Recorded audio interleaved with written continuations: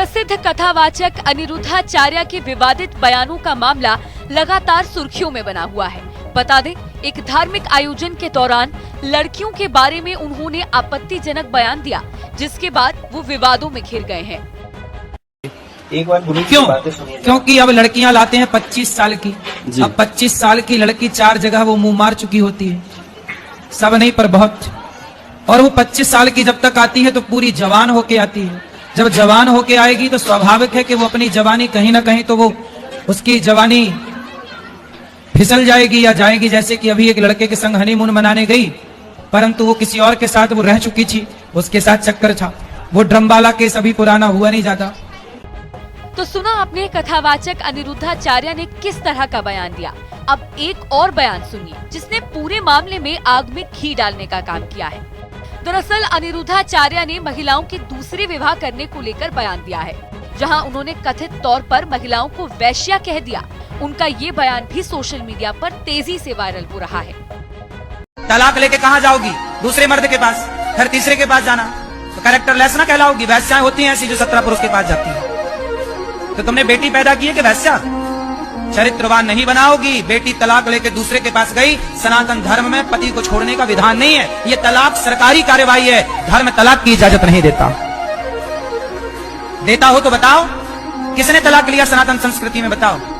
एक मर्द से दूसरे मर्द के पास जाना ये सनातन धर्म नहीं है। यहाँ तो शादी होती है, पति मर जाए तो उसी की विधवा रह के जिंदगी गुजारती है। बोलो हाँ। तुम्हारी मौसी, तुम्हारी नानी, तुम्हारी दादी, तुम्हारे पूर्वजों में कोई होगा ऐसा जो विधवा रह के जिंदगी गुजारती पर दूसरे मर्द के बारे में सोचा नहीं? क्या वो नारियां नहीं थी? आजकल एक से तलाक लेके दूसरा, फिर दूसरा पसंद नहीं आया तीसरा, तो तीसरा नहीं चौथा। तुम कपड़े बदल रही हो कि पुरुष बदल रही हो? क्या हो गया तुम्हें? ये तुम्हारी बेटियां हैं कि क्या है?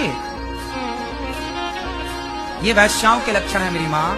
शुद्ध भाषा बोलनी, आपको अच्छा न लगे तो ना लगे, पर शुद्ध भाषा में से यही करते हैं।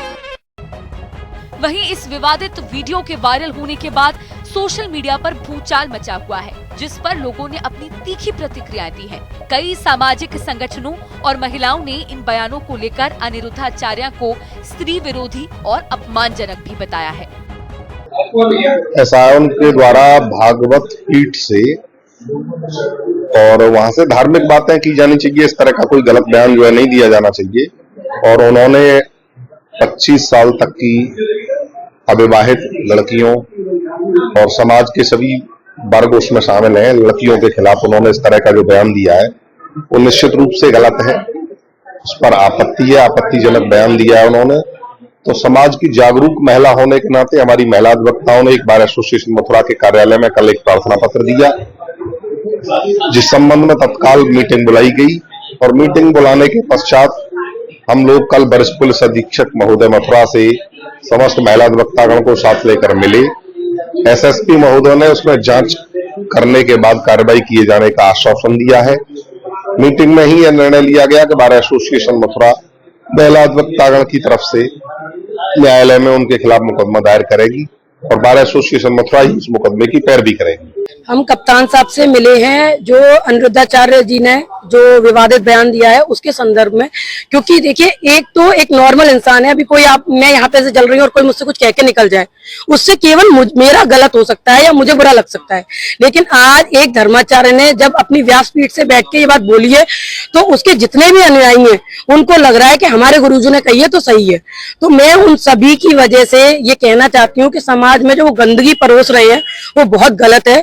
उनको समझना चाहिए कि एक उनके वक्तव्य की वजह से आज करोड़ों लोग औरतों पे ऐसी उंगली उठा रहे हैं। आपने किसी के क्या जाना? और मैं कह रही हूँ, अगर आपको कोई लगता है कोई बहन बेटी गलत कर रही है तो पर्सनली आप जाइए, उसको समझाइए, अपने धर्म का उसको वो दीजिए कि कैसे हमारी राधा जी रहती थी, कैसे हमारी सीता मैया ने किया, वो सब उनको समझाइए। ये इसी सरेआम किसी मंच से किसी एक एज को लेके, एज ग्रुप को लेकर, एक महिलाओं के जेंडर को लेकर आप उनको कुछ भी गलत बोलने के अधिकारी नहीं है। और अगर आप ऐसा कुछ करते हैं तो अभी हमने ये यहाँ पे दिया है, हमने आंदोलन आज तक कोई नहीं किया, क्योंकि हम सोचते हैं कि धीरे धीरे लोगों को समझ में आएगा, जागरूक करने की कोशिश कर रहे हैं, लेकिन अगर जागरूकता नहीं होती तो आगे हम जो भी अपना प्रदर्शन है वो जारी रखेंगे। और मैंने आशा की है कि एसएसपी सर हमें मौका दे तो हम आगे इसका प्रशासन की तरफ से कार्यवाही कराएं। अगर ऐसा कुछ नहीं होता तो फिर हम खुद ही कोई कार्यवाही करेंगे। मेरा नाम है रीता चौधरी और हमने आज ये मांग रखी है कि हम जो अनिरुद्धाचार्य ने जो बयान दिया है कि मतलब 14 साल की लड़कियों का शादी कर दी जाए, नहीं तो वो 4 जगह मुंह मार के आती हैं, तो इस लिहाज से तो हमें भी हमारी लड़कियों की शादी कर देनी चाहिए, क्योंकि मेरी एक 14 साल की बेटी है, एक 16 साल की बेटी है। तो जो हमारी जो सरकार है बेटी बचाओ बेटी पढ़ाओ का अभियान चला रही है, वो तो सब निरर्थक हो गया उनका, क्योंकि सरकार ने तो 18 साल ये डिसाइड किया और ये अपनी व्यास गद्दी से बैठ के इतना मतलब बयान दे रहे हैं, तो सब लोग यही चाहेंगे देखेंगे ना कि हम तो 14 साल की लड़की को शादी कर दी जाए, तो सरकार के खिलाफ ही हो गया एक तरह से ये बयान। तो हम चाहते हैं कि सरकार खुद कुछ करे, हमें ना करना पड़े, सरकार को खुद ही इनसे जवाब मांगना चाहिए कि आप इस तरह से बयान कैसे दे सकते हैं। आप काफी लंबे समय से विरोध प्रदर्शन कर रहे हैं, अभी तक कार्रवाई नहीं हुई, इस पर को किस तरीके से देखते हैं? अब ये तो सरकार को देखो खुद संज्ञान लेना चाहिए, योगी जी मोदी जी को, कि हम मतलब हम विरोध कर रहे हैं क्योंकि महिलाओं का अपमान किया है उन्होंने, और फिर भी अगर उनका हमारा समर्थन नहीं हो रहा है तो कहीं ना कहीं कुछ गलत है। घोषित करने वाली बात कही है उन्होंने। एक व्यासपीठ पर जब भी कोई विद्वान बैठता है तो वो सिर्फ हमारे धर्म को बढ़ाने के लिए और धर्म की अलग जगाने के लिए बैठता है, लेकिन इस बार उन्होंने ऐसा बयान दिया है जिससे सुन के कोई भी शर्मसार हो जाए। आज जो यहाँ पे आप लग्जरी लाइफ जी रहे हैं वो सिर्फ उन्हीं की वजह से जी रहे हैं, क्योंकि आपको पता होना चाहिए कि आपकी कथा सुनने के लिए जो महिलाएं वहां पहुंचती है ना, वो 90% पहुंचती है। 10% भी पुरुष वहां नहीं होते जिनकी आप तारीफ कर रहे हो या जिनके लिए आप कुछ नहीं बोल रहे। और आपका जो मेन गौरी गोपाल वृद्धाश्रम है, जिसकी वजह से आप पूरी दुनिया से फंडिंग उठाते हैं, वो भी महिलाएं हैं। तो जो इंसान कैमरा के ऊपर और व्यास गद्दी पे बैठकर इतने लाखों लोगों के बीच में इस तरीके की बात बोल सकता है, आप सोचिए कि वो अकेले में उन महिलाओं को कितना प्रताड़ित करता होगा जो उनके यहाँ बैठी है। वो कहता होगा अरे तुम्हें तो ठोकर मार के निकाल दिया, अरे तुम तो इसी लायक हो।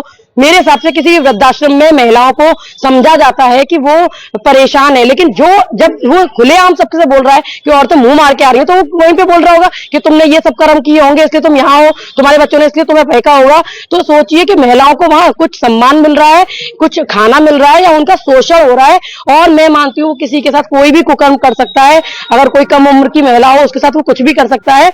और ऐसे इंसान को सिर्फ जूते पड़ने चाहिए, जूतों से उसका पूरी तरह से उसे बेहाल करना चाहिए, उसके व्यास गद्दी पे वो बैठने लायक उसको कभी नहीं छोड़ना चाहिए। और उसके जितने भी जो वो है वेंचर्स, मैं बोल सकती हूँ क्योंकि ये बिजनेस है, वो कुछ नहीं कर रहे हैं, कोई कथा नहीं है, वेंचर्स है कि आपके आश्रम चल रहे हैं, वृद्धाश्रम चल रहे हैं, गौशाला चल रही है, सब पे ताला लग जाना चाहिए और उनका वृंदावन पूरी तरह से वृंदावन से उनको निष्कासित कर देना चाहिए।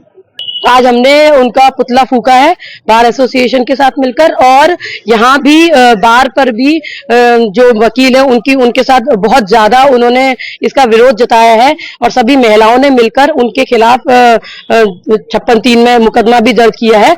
और इस तरीके से वो अब मुझे लगता है कि जब पढ़े लिखे लोग किसी भी समाज के, सभ्य समाज के लोग इस तरह की चीजों में पढ़ते हैं तो ऐसे लोगों को जरूर सबक मिलता है। और जो बार एसोसिएशन का जो फैसला है उसका मैं बहुत बहुत स्वागत करती हूँ और धन्यवाद देती हूँ सचिव और अध्यक्ष महोदय का कि उन्होंने इस बात को इतना सीरियसली लिया। अब कथावाचक अनिरुद्धाचार्य के इस बयान पर कई साधु संतों ने भी इसकी आलोचना की है। साथ ही उन्होंने इस बयान को मातृशक्ति का अपमान भी बताया है।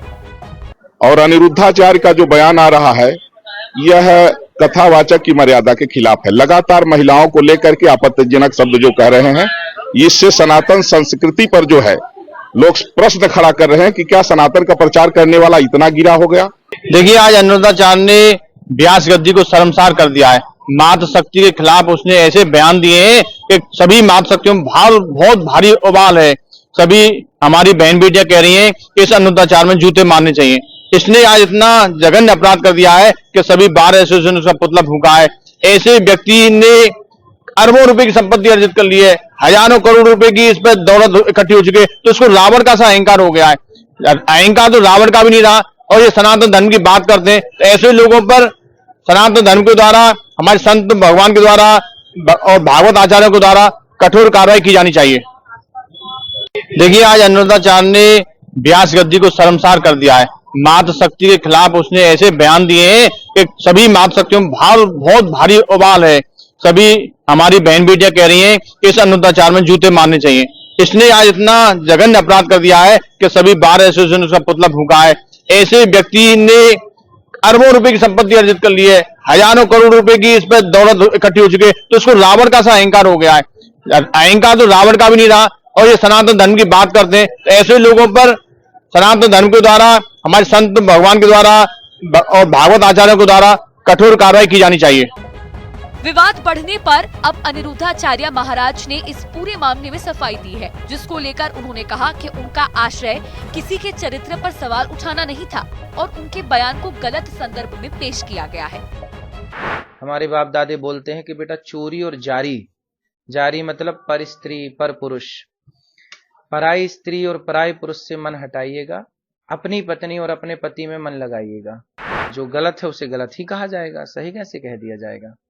कि शब्दों का विरोध नहीं है, संतों का ही विरोध है। महिलाओं को बेच दिया छिंगुर बाबा ने, तब कुछ महिलाओं को आपत्ति नहीं हुई, लेकिन अनिरुद्धाचार्य ने आपकी बेटियों को और आपके बेटों को कह दिया कि चरित्रवान बनिए। वैश्या को वैश्या न कहें तो नया शब्द दीजिए हमें। हमारे शास्त्रों में तो वैश्या के लिए वैश्या ही लिखा है। महाराज जी विदेश यात्रा से लौटे हैं, कैसी रही यात्रा? पहले बहुत अच्छी रही, बहुत अच्छा है। पूरी दुनिया देखने का मौका मिला और भारत सबसे अच्छा है। भारत से अच्छा कुछ भी नहीं। चाहे आप दुनिया के किसी भी कोने में जाइए, पर भारत सबसे बेस्ट है। ये सब कहने की बातें हैं कि ये देश अच्छा है, ये देश अच्छा है, ठीक है। किसी देश में साफ सफाई को मेंटेन किया गया है, किसी देश में हरियाली को, हरे भरे को मेंटेन किया गया है, ये भी अपनी जगह सही है। भारत को भी हरा भरा और साफ सुथरा बनाया जा सकता है, पर भारत की मिट्टी जैसी, भारत की संस्कृति जैसी केवल भारत की ही संस्कृति है, किसी से कोई दूर दूर तक तुलना नहीं है। भारत द सबसे बेस्ट। महाराज जब आप बोलते हैं विवाद हो जाता है, आखिर ऐसी क्या वजह है कि जब आप बोलते हैं तो विवाद हो जाता है? सच्चाई सुनने में आई है कि सच्चाई कड़वी होती है, सच्चाई को निगलना बड़ा कठिन है। आज हमने यही तो बोला कि वैश्या को इस कलयुग में आप वैश्या नहीं कह सकते, तो ये विवाद का कारण बन गया कि आपने वैश्याओं को वैश्या क्यों कह दिया। लिव इन में रहना हमारे सनातन धर्म में हमारे बुजुर्ग बाप दादे हमारे कहते आए हैं कि बेटा चोरी और जारी से बचिएगा। जारी गांव का शब्द है, ठेठ आप लोगों ने भी सुना होगा। हमारे बाप दादे बोलते हैं कि बेटा चोरी और जारी, जारी मतलब पर स्त्री पर पुरुष, पराई स्त्री और पराई पुरुष से मन हटाइएगा, अपनी पत्नी और अपने पति में मन लगाइएगा। यही कह दिया तो विवाद हो गया। कुछ स्त्रियां कुछ लिव इन में रहकर, इसके संग रहकर, उसके संग रहकर, उसके संग रहकर, फिर तीसरे के संग, लड़की हो या लड़का दोनों, चार जगह मुंह मारना। गांव की ठेठ भाषा में है मुंह मारना। जैसे पराई स्त्री या पराई पुरुष में मन लगाने को ना चरित्रहीनता को गांव में बोलते हैं मुंह मारना। तो ये शुद्ध गांव की भाषा है, और ये जो गलत है उसे गलत ही कहा जाएगा, सही कैसे कह दिया जाएगा। महाराज जी आपका भाव तो ठीक था, लेकिन महिलाओं का आरोप है कि आपने जिस तरीके से व्यास गद्दी से कहा उसको लेकर उनको आपत्ति है। पहली बात तो मैं आपको बताऊं कि ये बात प्रश्नोत्तरी, जैसे हम आपसे संवाद कर रहे हैं ना, हम एक संवाद के माध्यम से प्रश्नोत्तरी कार्यक्रम करते हैं, जो कि व्यास गद्दी से अलग कार्यक्रम है। तो ये व्यास गद्दी का कार्यक्रम था ही नहीं, पहली बात तो। दूसरी बात, आपने कहा कि आपने शब्द कुछ ऐसे कहे, ठीक है, पूज्य प्रेमानंद जी ने तो ऐसे शब्द नहीं कहे, फिर भी उनका विरोध हुआ। इसका मतलब है कि शब्दों का विरोध नहीं है, संतों का ही विरोध है। यदि शब्दों का विरोध होता तो केवल मेरा होता, फिर पूज्य प्रेमानंद जी ने तो शब्द ऐसे नहीं बोले, कठोर शब्द, फिर क्यों विरोध हुआ? क्योंकि आज के इस कली काल में संतों को टारगेट बनाया जा रहा है, संतों को किसी भी तरह से बदनाम किया जाए। जितना विरोध अनिरुद्धाचार्य का हुआ, क्या छिंगुर बाबा का हुआ, जो खुलेआम लड़कियों की सप्लाई करता था, 10-10 लाख में बेचता था।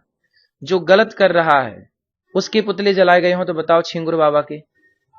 छिंगुर बाबा ने तो खुलेआम लड़कियों की सप्लाई की, 10-10, 20-20 लाख में बेचा, और मुसलमान होके हिंदू बन के घूमता रहा।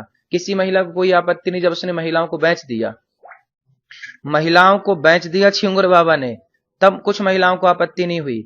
लेकिन अनिरुद्धाचार्य ने आपकी बेटियों को और आपके बेटों को कह दिया कि चरित्रवान बनिए, क्योंकि ये देश राम का है, चरित्रवान राम। राम चरित्र सुनवे को रसिया, राम लखन सीता मन बसिया।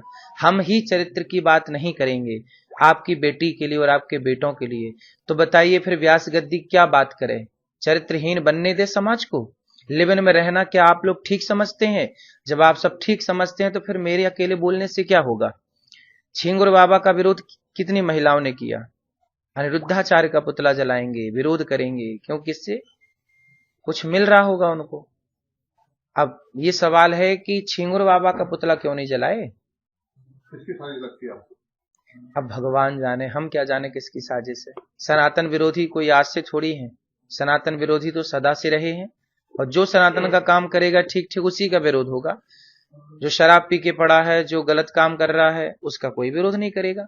आज देखिए गुटखे का प्रचार टीवियों में धड़ल्ले से चल रहा है, शराब का प्रचार चल रहा है, जुए के ऐपों का प्रचार चल रहा है, हर बुराई का प्रचार खुलेआम चल रहा है। हमने तो केवल यही कह दिया ना कि भाई मर्यादा में रहो, पुरुष हो या स्त्री हो, तो विरोध हुआ। तो क्या मर्यादा में रहने के लिए कहना ये गलत है? ये अपराध है। अब पटाक्षेप कैसे होगा इसमें? महिलाएं न्यायालय की शरण में जा रही हैं। हाँ जाए, न्यायालय की शरण बिल्कुल जाए। न्यायालय सबके लिए है, मेरे लिए भी है, आपके लिए भी है। बिल्कुल न्यायालय में मैं भी जाके अपनी बात रखूंगा कि भाई बताइए, आप वैश्या को वैश्या ना कहें तो नया शब्द दीजिए हमें। हमारे शास्त्रों में तो वैश्या के लिए वैश्या ही लिखा है। ये लिखा है, देखिए मैं आपको पुराण का प्रमाण दे रहा हूं। अब इससे बड़ा प्रमाण आपके लिए क्या हो सकता है? ये देखिए, ये ब्रह्मवैवर्त पुराण श्री कृष्ण जन्मखंड अध्याय नंबर है 75, श्लोक नंबर है 64 नारी वैश्या प्रतिज्ञेया चतुष्पुरुष गामिनी। जो 4 पुरुषों के संग रहे, स्त्री या पुरुष, ऐसे लोगों को, पुरुष को व्यभिचारी कहा जाएगा, स्त्री को वैश्या कहा जाएगा। तो व्यभिचारी पुरुष है तो व्यभिचारी कहा जाएगा, वैश्या है तो वैश्या कहा, पतिव्रता है तो उसे प्रणाम किया जाएगा। हमारे तो गौरी गोपाल भगवान में राधा जी बैठी हैं, हम तो रोज प्रणाम करते हैं, भगवान कृष्ण के संग बैठी हैं। सीता मैया बैठी हैं राम के संग, तो राम सीता मैया की तो हमारे यहाँ पूजा होती है, अनुसुईया माँ की पूजा होती है, सावित्री की पूजा होती है। तो यदि आप नारी सावित्री हैं, पवित्र हैं, तो आपकी बिल्कुल पूजा होगी। हमारे यहाँ तो सुहागन नारी को कहीं रास्ते में मिल जाए तो शुभ माना जाता है कि हम शुभ कार्य के लिए जा रहे थे, और एक पतिव्रता नारी सुहागन हमें दर्शन मिल गया तो हमारा कार्य निश्चित बनेगा। जैसे जाते समय गाय का दर्शन होना, कन्या का दर्शन होना, ब्राह्मण का, साधु का, ऐसे सुहागन स्त्री का दर्शन भी शुभ माना गया है। तो हमारे यहाँ तो नारियों को शुभ माना गया है। लेकिन किन नारियों को? जो कुलटा हैं, जो पर पुरुष से गमन करती हैं, या जो इस पुरुष पर नारी से गमन करता है, क्या ये भी उसी श्रेणी में आएगा?